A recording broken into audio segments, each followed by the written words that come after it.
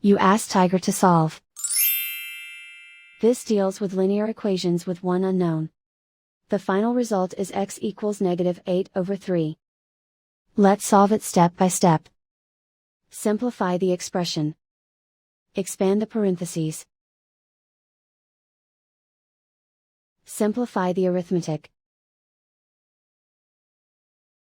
Combine like terms. Group all constants on the right side of the equation. Subtract 24 from both sides.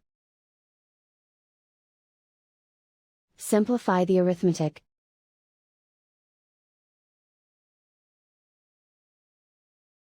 Isolate the x. Divide both sides by 9. Simplify the fraction.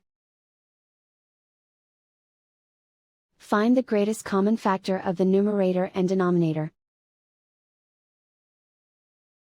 Factor out and cancel the greatest common factor. And so the final result is x equals -8/3.